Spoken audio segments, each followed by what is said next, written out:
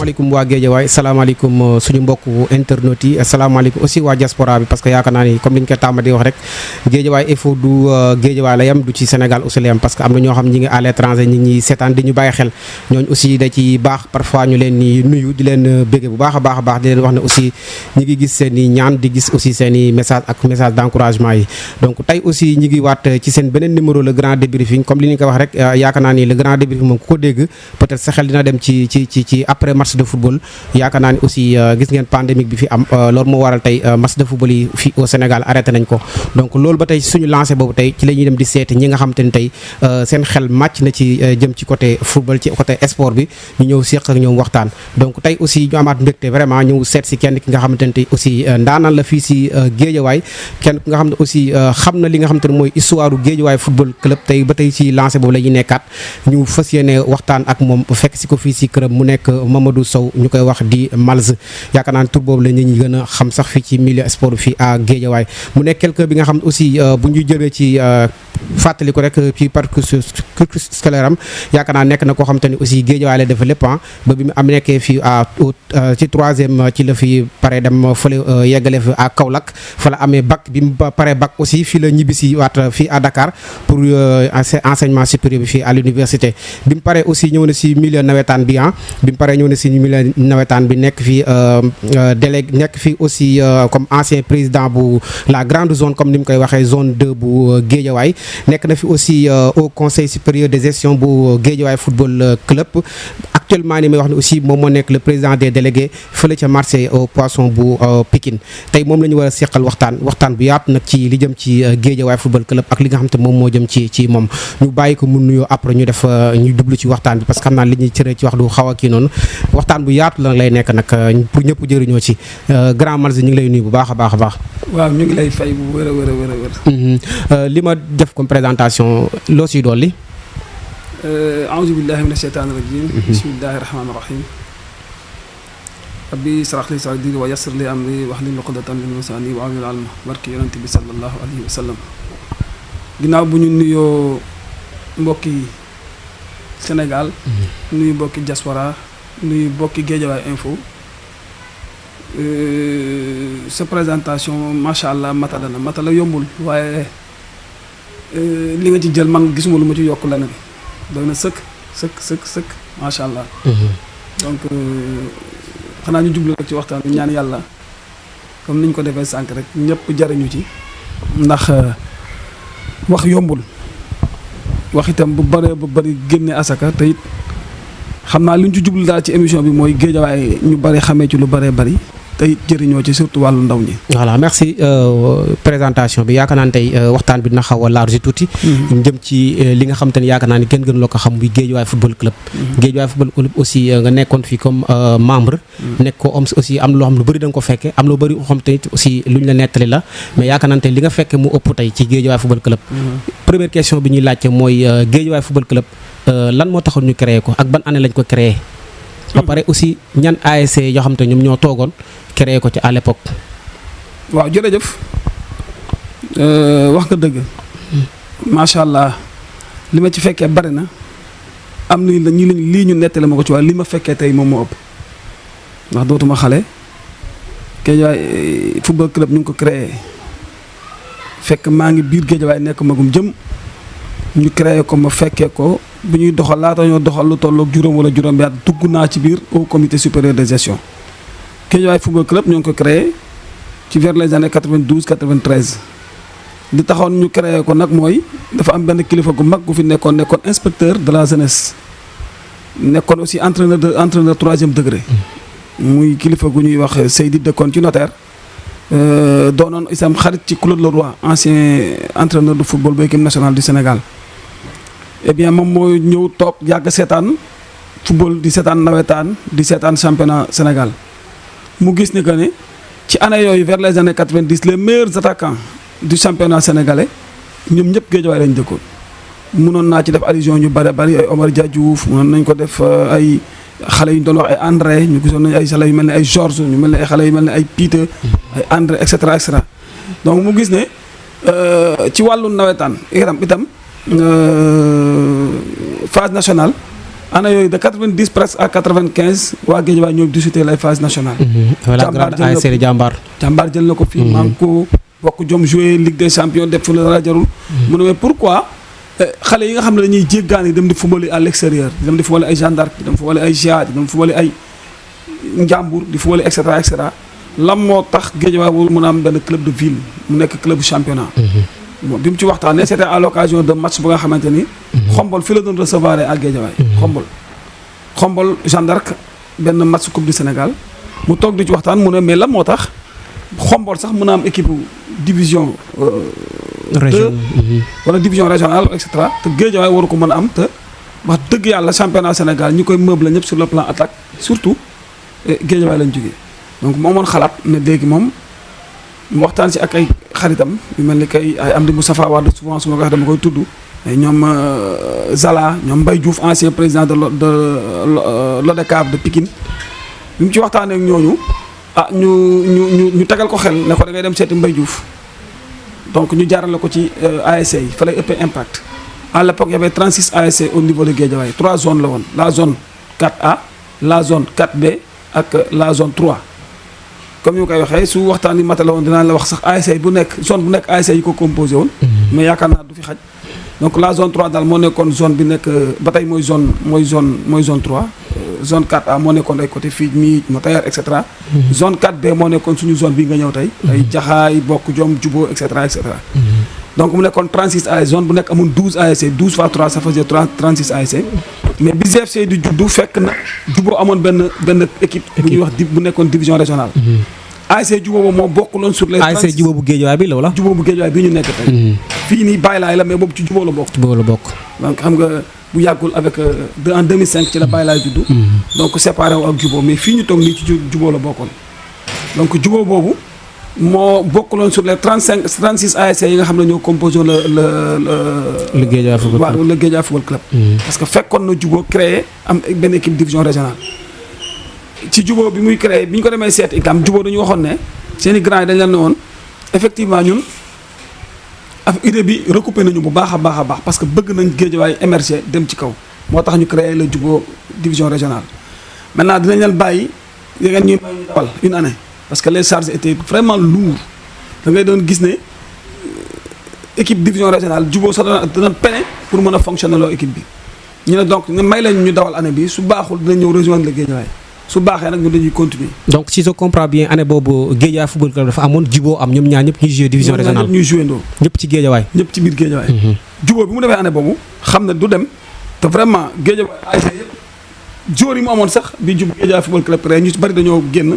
dem fekk ji Guédiawaye Football Club alors Jubo xam ne du dem mu arrêté année boobu ñëw rejoindre le Guédiawaye Football Club donc mu nekk ci deuxième année bi 36 ASC yi ñu koy woowee souvent ba léegi sax yaakaar naa loolu moo nekk ci kayit yi amul leneen lu ko changé Guédiawaye Football Club l'émanation des ASC donc les 36 ASC de Guédiawaye ñoom ñoo formé woon def Guédiawaye Football Club ba tey ji loolu mooy li nga xam ne mooy la réalité donc à l'époque est-ce que mën nañu xam président yi xam ñoom ñoo nekkoon à l'époque ci jaar-jaar nekk en tant que président ci club boobu waaw le premier président de Guédiawaye Football Club c'est As Babacar Gueye li tax li ko waral mooy bi ñu koy créer amuloon nit ñi amuñ ci woon yaakaar en quelque sorte dañ ko doon créer pour créer rek quoi loolu ci lu ma ay kilifa nettali soo xoolee sax ki nekk président bi en réalité musul occupé benn poste de président dans n'importe quelle structure bu nekk ci Guédiawaye ay secrétaire général la daan nekk c'était un professeur de SVT fii au niveau du lycée Limamoulaye mu nekk grand bu nga xam ne ci wàllu carrière ak wàllu njàng grand bu xarañ la grand bu màcc la ci mouvement associatif mais bon musugul la nekk président fenn maintenant comme créé nañ ko te nit ñi amuñ ci woon yaakaar ku ko pousse nga ne non c'est-à-dire baax na quoi nga jalax ko donc bu ñu ñëwee ba ci président ODCAV bi fi nekkoon ñu gisoon ne moom moo nekkoon le président de Guédiawaye de l'ODCAV de Pikine c'était avec le grand département boobu Pikine yëpp benn département avant 2002 Pikine Guédiawaye ñoo bokkoon benn département ñu gisoon ne moom moo nekkoon le président de l'ODCAV de Pikine nekk na également aussi le président du district de Pikine ñu nekkoon suñ ko joxaatee Guédiawaye Football Club dafay nekk la présidence de trop ci la ñu ko moom mu décliné offre am daan noonu mbay moom mënu ko nekk bon bu ñu xool amuñ ko def ci lañ nañ jël As Babacar Gueye mag ñi topp ko booster ko mu dem As looloo tax mu nekk le premier président de Guédiawaye Football Club alors bi mu ci jógee après de président jaaraat nañ fi bi As jógee amaat na fi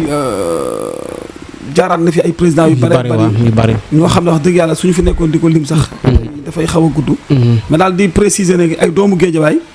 avant ñuy créer ñu dugg ci mécénat bi aussi ay doomu Guédiawaye jaar nañ fi nekk ay président As nekk na ko grand Ba bu Gueule Tapée après Vava nekk na ko après Malick Gakou nekk na ko après Khalifa Diakhaté nekk na ko à 2 reprises Malick Gakou nekk na ko à 2 reprises extra donc ci wàllu présidence yi daal noonu la demee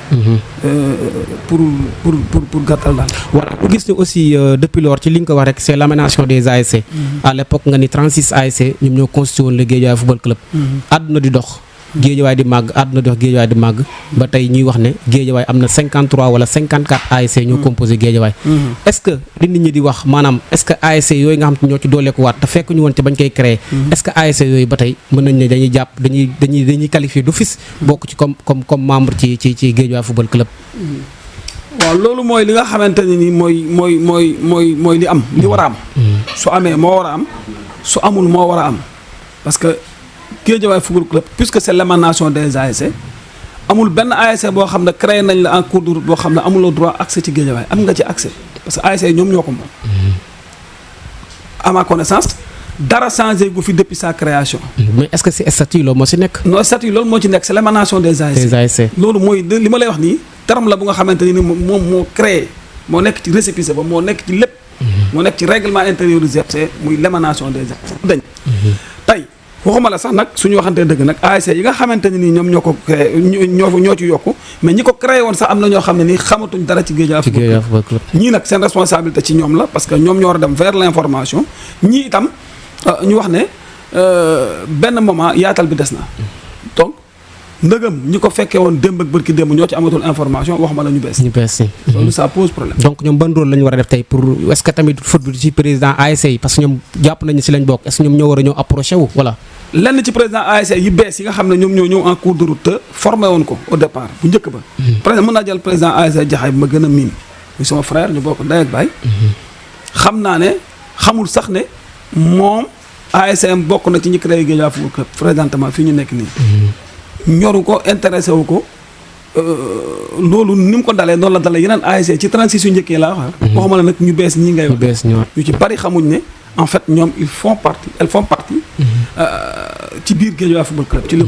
ko war a dundal.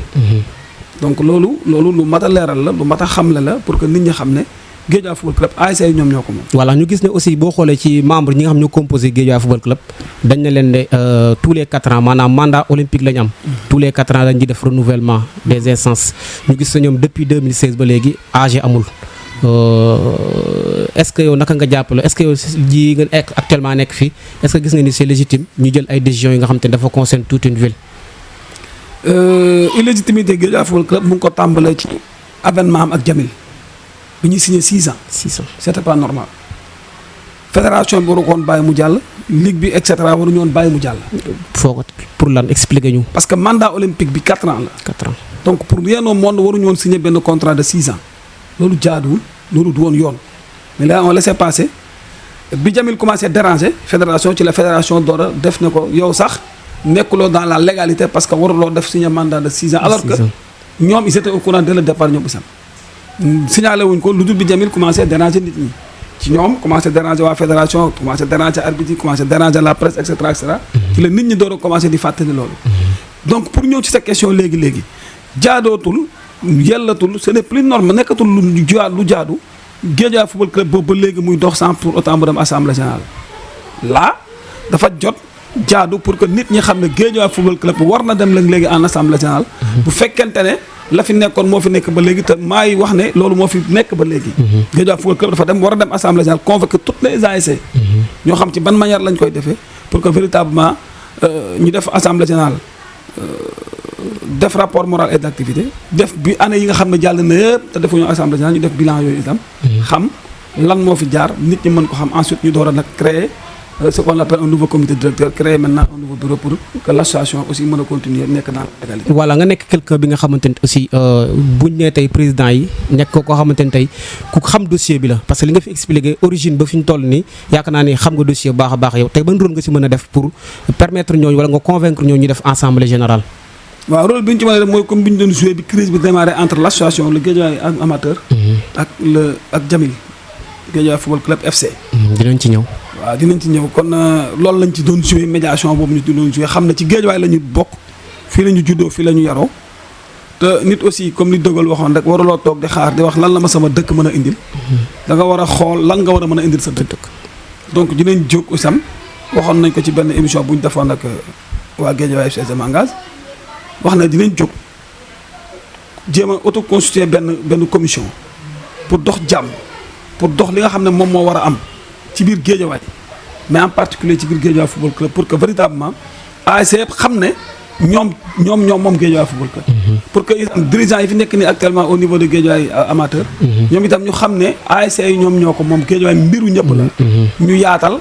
jéem a woote benn assemblée générale jéem a waxtaan. mais nit ki aussi su dee mag sax da nga bëgg a defar jarul sax ngay fàttali lu njëkk la. ñëwul rek sensibiliser leen d'abord woo leen vers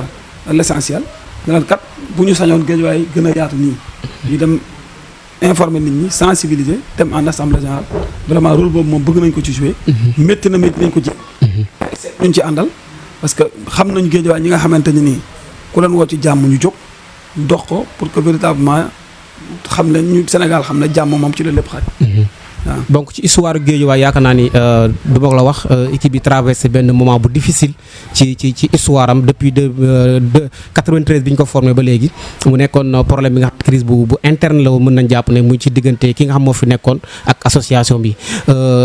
crise boobu naka nga ko dundee woon ak ban rôle nga ci doon joué. muy crise bi ak Jamil. crise bi amoon Jamil Faye ak association bi. waaw crise bu métti la. wax naa la ne la bien avant Jamil man maa ngi woon dans le haut comité supérieur de gestion bu Guédiawaye football club nekkoon ci le plus jeune sax dirigeant. donc toogoon na benn moment boo xamante ne ni man mi ci gënoon nekk le plus jeune maa njëkkoon toqi parce que c'était un peu difficile. Guédiawaye opté woon présidence mécénat ci la fi Vava jaare Ahmed Ba bien qu'il soit de Guédiawaye également def ci lu rëy a rëy dem ba mënatu ko ñu j'allais dire ñu foqati présidence bi ci moom ci lañ ko joxoon Vava bi Vava ñëwee Malick Gakou également ñëw def son entrée politique nekk directeur de cabinet du ministre Madiène Diouf des transports ñu joxaat ko ak club bi moom tamit mu yor ko ba benn moment mu toqi bàyyi Khalifa Diakhaté jël Khalifa Diakhaté toqi ñu joxaat ko Malick Gakou ba vraiment ni Jamil ñëwee. bi Jamil ñëwee itam bu ñu waxantee dëgg rek Jamil dafa révolutionner le football ak Guédiawaye su fekkee wax na dëgg rek te yàlla tax professionnaliser le football. ba Guédiawaye ñu ko doon gis sphère yoo xam ne nii vraiment kenn mus ko gis yu kawe ñu gis ko ci yeneen level vraiment Guédiawaye di émerger di développer wax dëgg yàlla bi ñu seetee tamit man maa auto créé woon commission boobu noonu man Alioune Mbaye Cheikh Na Dieng benn grand ancien président diso macha allah bu yàgg sport bi ak benn booy bu dëkk fii Jugo benn booy banquier la booy Faye ñu jóg pour wax dëgg yàlla dox ay tànki jàmm ci lañ dem seeti Jamil ci lañ dem seeti ku mel ni que le maire Baydi Sey bu Njaareem Limamoulaye bokk ci ñi créé Guédiawaye football club. ci lañ dem seeti Malick Gakou ancien président. nekk itam responsable politique ci biir Guédiawaye. ci lañ dem seeti ku mel ni Khalifa Diakhaté ci lañ dem seeti pas mal de responsables yoo xam ne ñu ngi biir Guédiawaye ba nga vraiment affaire bi waroon mën a am aboutissement bu jaar yoon mais vers la fin. ñaari parti yëpp kenn ku nekk ak bu teewu sa position. voilà ci côté boobu mooy yaakaar naa ne comme li nga expliqué am nga médiation bu extraordinaire bos de jeu ba nit ñi yaakaaroon na tey jàmm mën na amaat. yow pour yow la nga jàpp ne moom moo ko bloqué woon à l'époque ba actuellement nii tey jàmm mun woon am si diggante ñaari parti yëpp. waaye xam nga sa li wolof naan àddina li ci gën a métti mooy tegale su mënul ak nangu les man maanaam lu mën a nekk ci biir waxtaan ci biir jàmmoo li mën a nga bañ li mën a nekk maanaam ñu wax la loo xam ne leer na ne lii mën nga ko te lii moo war a am nga ne loolu du ma ko def nga seet lu nga xam ne loo man la te loolu moo jaadu nga ne lii du ma ko def saa yu amee ci yu mel noonu du sotti ci ñaari côté yëpp loolu moo nekkoon problème bi parce que dem nañ seeti Jamel xamal ko ne ko le Guédiawaye football club ñii di ko xëccoog yow seen doom la ñoom ñoo ko moom ñoo ko juddulu man terme yi laa utilisé woon. nee naa ko Jamil mu la mën a ma ne ko ñi ngay xëccool Guédiawaye football club ñoo ko moom seen doom la ñoo ko juddulu ñoo ko yar di ko tette couvé ko ñu dem ba xam ne mënatuñ ko yor ñu seet seen moroomu naw la buñ ko dénk ni ko téyel ñu ko pour un temps x ci lu contrat bu leer téyel ñu ko fii ak juróom-benn at ñu xool ba xam dañ ko mën a yoraatam dé ci biir contrat ba waxoon nañ ne su fekkente ne ñaari parties yi amuñu kenn ku ci nekk looy déngal sa morom bu 6 ans yi matee la reconduction sera tacite maanaam dañuy ñëw rek demaat bàyyi mu continuer Jamil à un moment donné pensé que amul benn lu ñu koy reproché waa Guédiawaye FC Guédiawaye association ñoom ndeke guuxoon nañ loo xam ne seen xol feesoon nañ dell muy lan demoon nañ ba Jamil sax nee nañ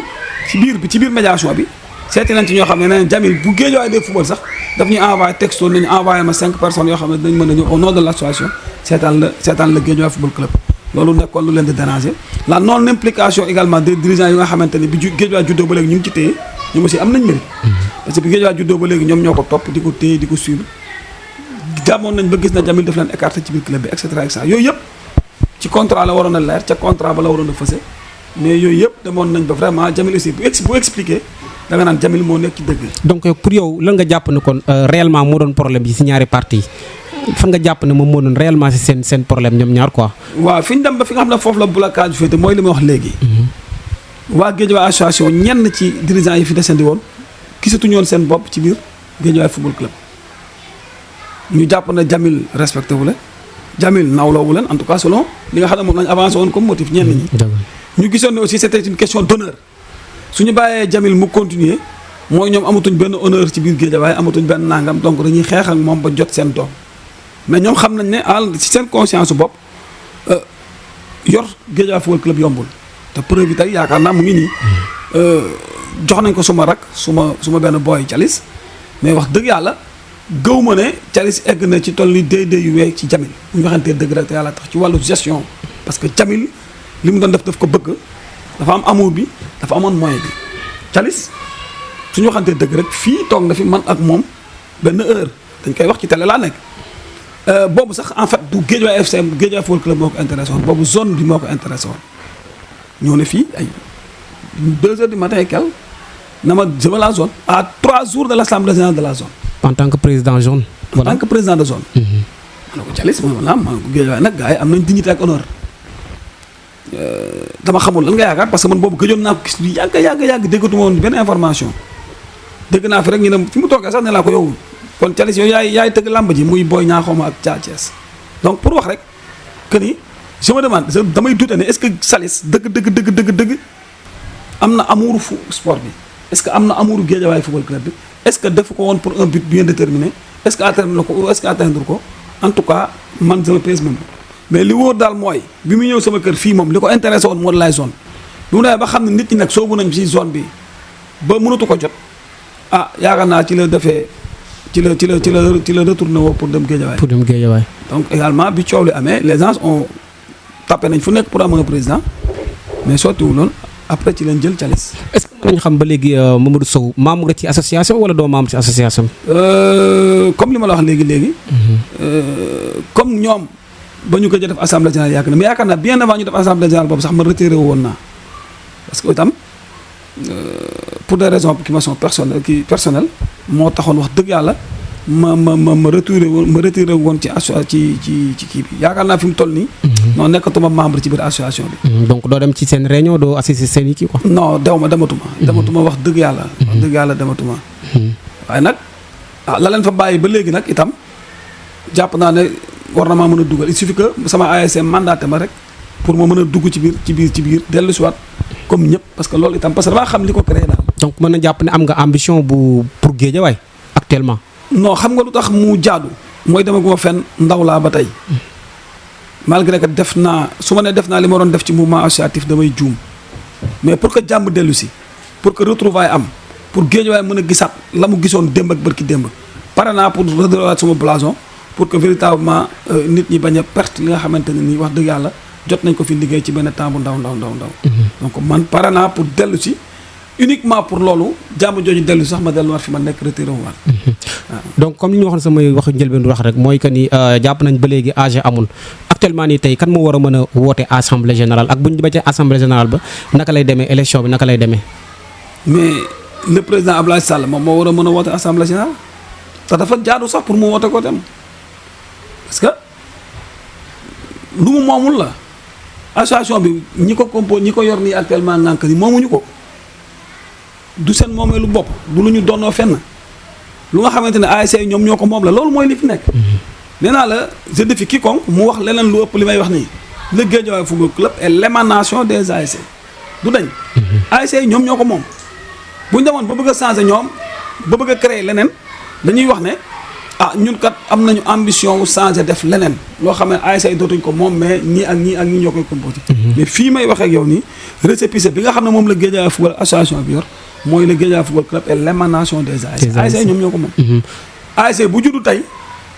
am nga droit am représentativité ci biir Guédiawaye Football Club. am nga droit bu ñu def assemblée générale dañ la war a convoquer boole la ci biir xanaa kay nga bañ a ñëw bokk. am nga droit ñëw bokk. donc loolu ñu yor wax dëgg yàlla moomuñu ko. nit nag li nga moomul soo ko yoree da ngaa war di ko leeral ci layoo ci àpp saa yu jotee saa yu 4 ans yi matin mi mandat olympique bi dañu war a def fédération sax warul accepter Guédiawaye tant que amul PV. effectivement d'assemblée générale. PV d'assemblée générale boobu ah man fàttaliku ba ci 8 ans yi fu fi Guédiawaye defee assemblée générale parce que même su fekkente ne impliqué wu ma directement maa ngi am les informations qu'il faut parce que ñi ko composé ñëpp samay xarit lañ. amul kenn koo xam ne doo sama grand boo xam ne sañu ma reere sa kër wala sañu ma fa fanaan amul. donc ñun ñoo bokk ndey ak baay ñoo ma formé dans le mouvement associatif ñoo ma encadré nekkoon samay kilifa partout je vais nommer ay Khalifa Diakhaté je vais nommer ay Gaye bu Walidane je vais nommer ay président Ablaye Sall. et cetera ñoom ñëpp wax dëgg yàlla mais nag li ñu yor moomuñu ko. jot na pour ñu woote assemblée générale pour leeral. donc ñu gis ne aussi statut et règlement bi ñoom ñu ngi ko yore. doomu Guédiawaye yëpp xam ñu lan moo tënk Guédiawaye Football Club comme yow ni nga ko xamee parce que ñu bëri bëgg nañ xam. tey est-ce que tey nit am na droit dem na ba fa bëgg a xam statut bi nga xam te moom moo li nga xam te moom moo tënk Guédiawaye Football Club mooy statut et règlement bi. tey est-ce que man en tant que doomu Guédiawaye am naa droit dem laaj ko ñu won ma ko. non su tegoo ci yoon war nga ko mën a laajte ñu won la ko parce que wax naa la moomuñu ko ñu xam la ci Guédiawaye nga juddoo ci Guédiawaye bokk ci ASC tey président ASC yi bari bu ñu dajaloo woon il y a 54 ou 55 ASC par exemple ñu nga jël la moitié plus 1 bi. ñu demander à ce que ñu dem assemblée générale yaakaar naa Guédiawaye Football Club est tenu c'est la tenue d'aller en assemblée générale. parce que loolu dëkk bi tamit dëkk yoon la tamit nag arc bu teewu ci association bi da gàddu ko dafa ne itam nag warul jaadu. mais nag comme dañoo taxaw pour jouer benn position médiation am na ci benn kaddu yoo xam ne du suñuy kaddu te duñu ko nangoo am sax ñun parce que wax naa la ne la. grand yi nga xam ne ñoom ñoo composé affaire bi ngànk association bi suñu ay grand lañ te musul ñaaw suñu diggante ñun ak ñoom. mais nag bu dëgg jotee itam dañ koy wax rek te yàlla tax daal. parce que yaakaar naa du wàññi dara.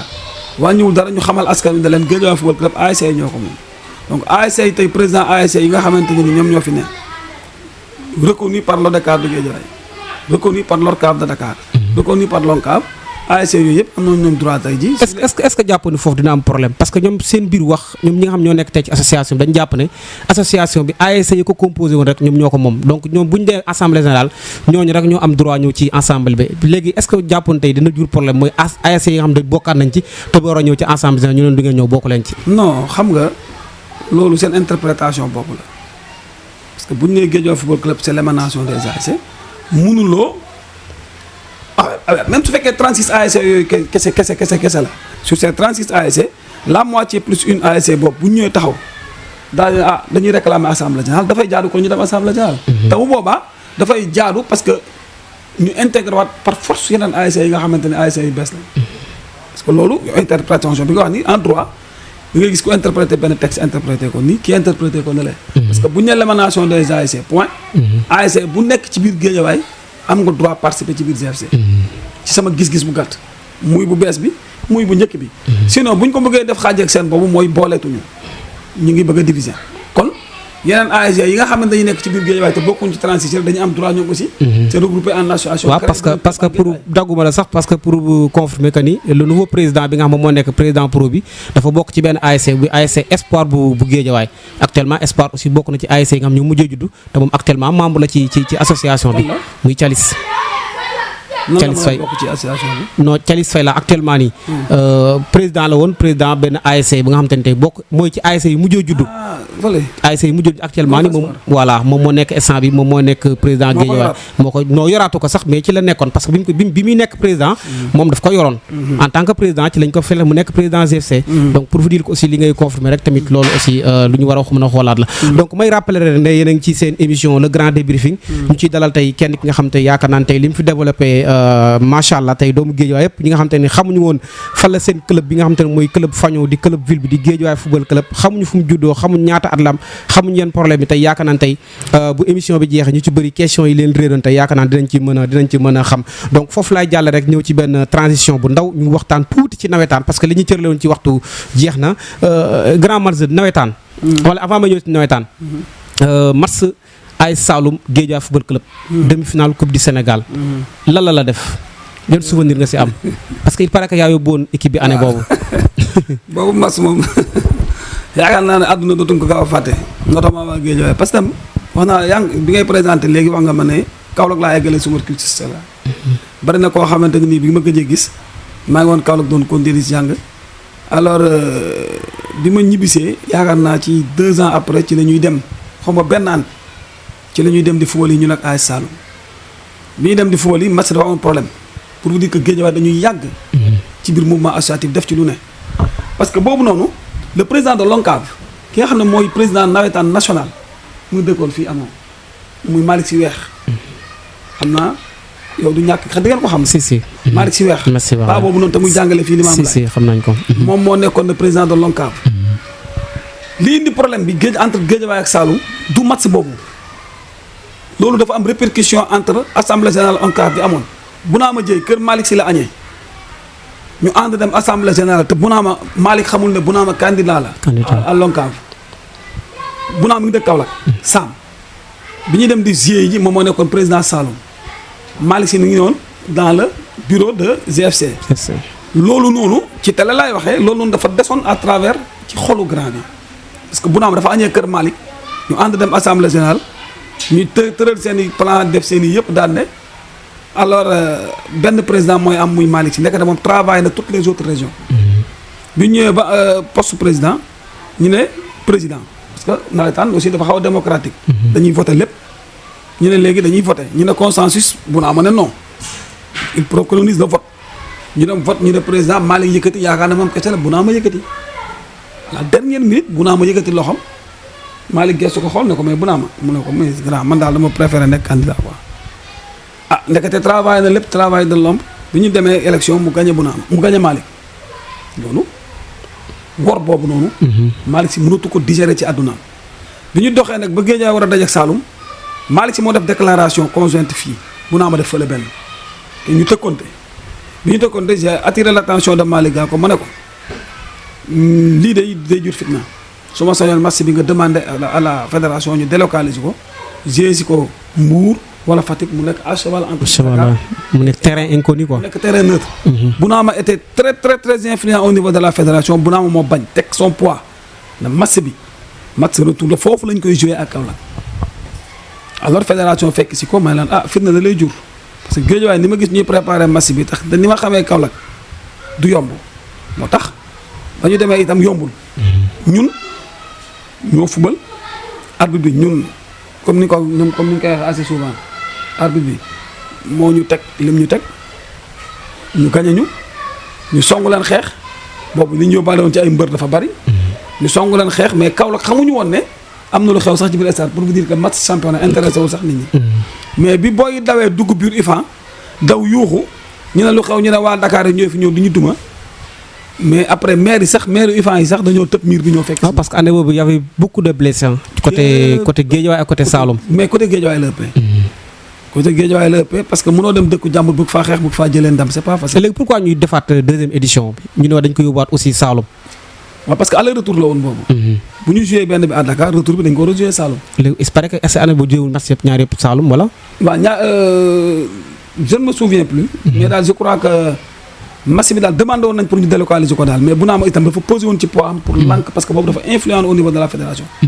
parce que moo nekkoon président ONCAV te le président de l'ONCAV dafay nekk de facto le 4e vice-président de l'ONCAV. chargé de l'organisation comme ni ko Amadou ko nekkee nii actuellement. donc loolu moo nekkoon li nga xamante ni moom moo fi ne. match boobu nag moom su ma koy fàttali ba yàgg ay ree damay jàpp. parce que liñ ci dundoon dafa bari ndeysaan ñii génn nañ àddina ñii mel ni Georges dégg naa invité ngeen ko. Georges def na ci lu nga xamante ni kenn. ay ñoom Jupiter. ñoom Jupiter ndeysaan. ñoom Mignane yàlla na ko yàlla yërëm. Mignane. et cetera ak ñuy Pocho. Samba Gueye. waaw. en tant que capitaine. waaw ndeysaan ñoom grand Alpha Thioune gaañu nañ yàlla na leen yàlla yërëm. ñoom Papa Badieye Ngom Ablaye Sall mi. mais boobu tout le monde avait fii de ñëpp daw.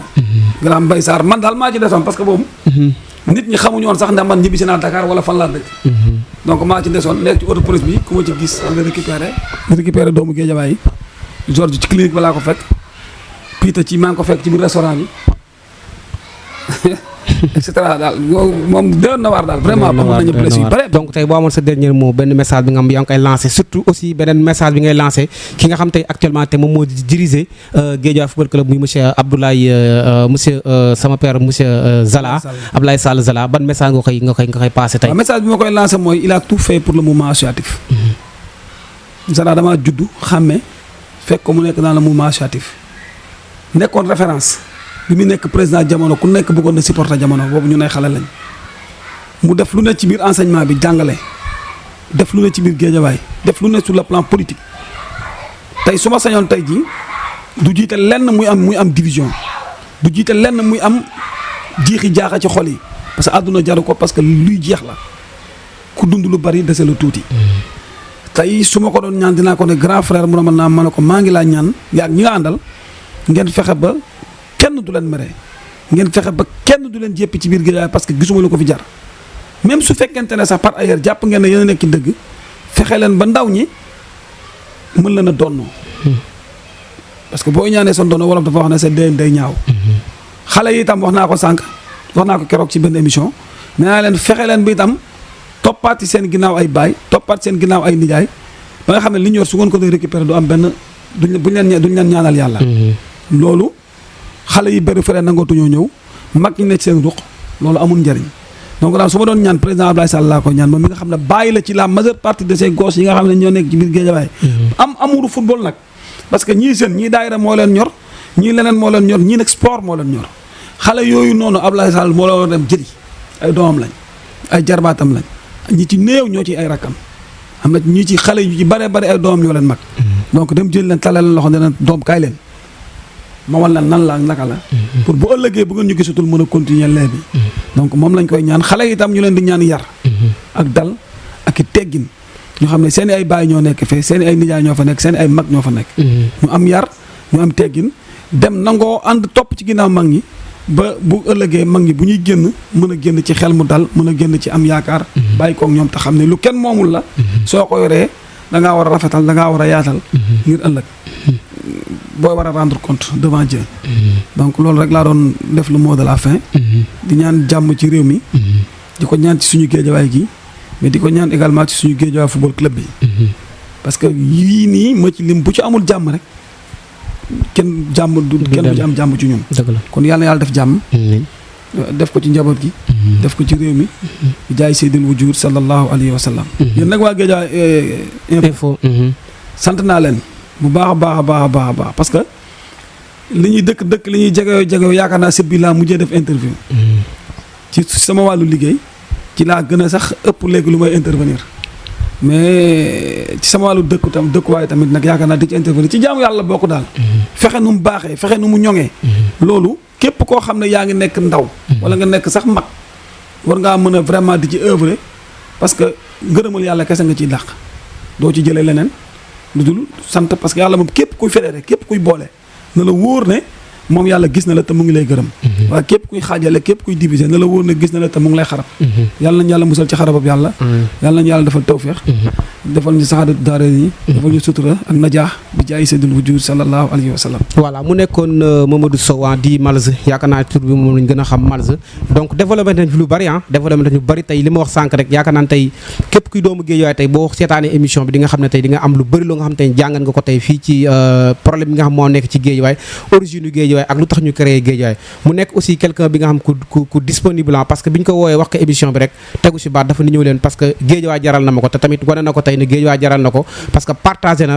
ak doomu Guédiawaye yi nga xam fekk nañ ak ñi nga xam fekkewuñu wax na aussi laal na aussi si littoral bi nga xam aussi moom it actuellement nii moom moo nekk problème fii à Guédiawaye parce que tey duñ ko invité aussi ku tal ne Malz tamit ñu xam ko ci Guédiawaye miin ko ci Guédiawaye ñu bëri xam ko tey am problème mel aussi duñ ko ci laaj mu joxe aussi benn appel bi nga xam te lancé na ko muy actuellement li président bi nga xam moo jiite tey association Guédiawaye football club muy monsieur Zala bi nga xam te ne aussi suñu papa la moom it lancé na ko benn message bi nga xam message bu am solo la donc mu nekkoon seen émission bi nga xam te ne tey le grand débriefing la moom lañ doon reprendre moom lañ doon jël si tey mi le grand Malz di remercier ñëpp di remercier sama caméraman bi nga xam te ne moom mooy Bekay ak Issa bi nga xam te tey ñoom ma accompagné tey pour réaliser émission bi di remercier aussi comme ni ma ko wax rek ci waa diaspora bi parce que ñoom ci lañ bokk ñi ñuy envoyé message di ñu remercier di ñu féliciter di ñu encourager donc ñooñu aussi duñ leen bàyyi ginnaaw di remercier waa Guédiawaye yëpp Guédiawaye je m'engage di remercier aussi tout sur la Ligue 1 suñu foot local 100% foot ñu nga xam te ne aussi ñoom laa àndal di liggéey ñëpp di leen remercier bu baax a baax di leen jox rendez-vous